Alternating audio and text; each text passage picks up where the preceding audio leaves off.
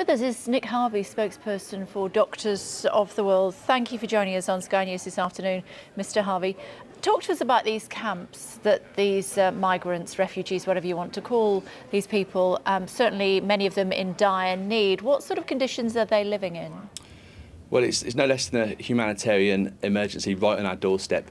At the moment, there are around 3,000 people living in the main camp, including women and children, living in absolutely squalid conditions with little access to food, little access to water. Until recently, there was only 3 taps for 3,000 people.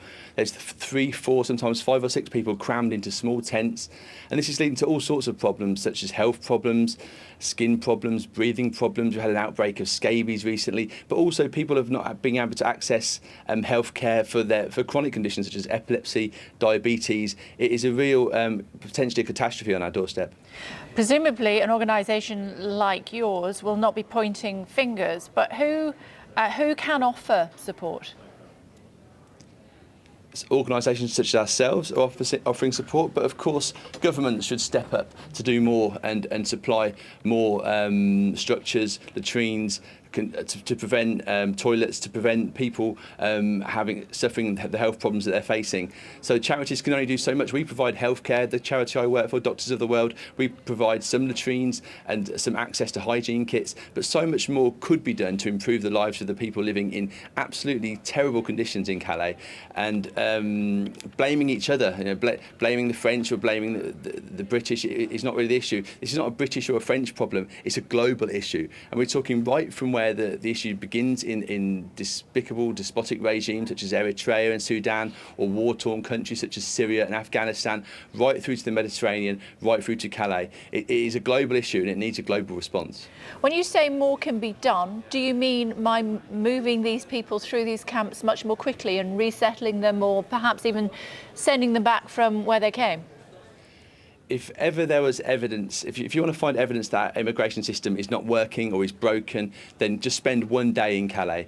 I'm not really here to talk about big political solutions. We deal mostly with healthcare, but there is a problem with the immigration system, and there needs to be some cooperation between EU countries to make sure there is a coherent system so people can have their asylum claims dealt with and don't have to go through people smugglers.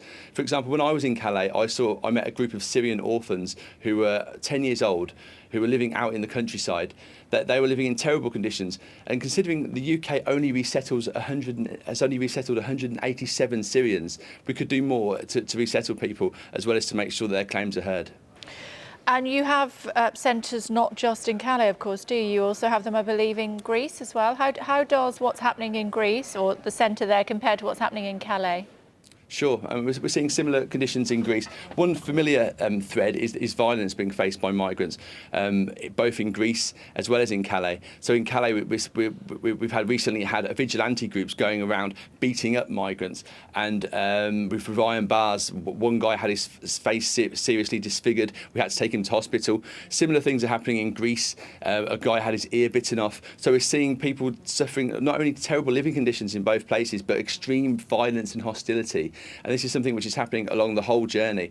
So you have to ask yourself, why would somebody be forced to make such a long and arduous and potentially dangerous journey? There's reasons for it. It's because they're trying to flee for better lives for themselves.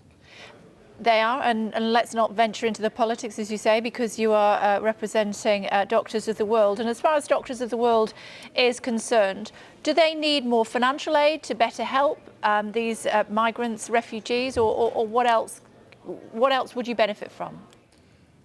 As I said before, more could, of course, be done to improve the infrastructure of the camps themselves, to make sure that women and children and vulnerable people are able to have safe, clean drinking water, enough food, places where they can live comfortably in the winter, especially where they're living in freezing conditions.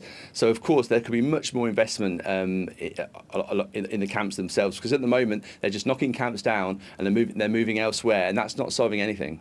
Okay. Thank you for joining us here on Sky News. Thank you. Thank you for having me.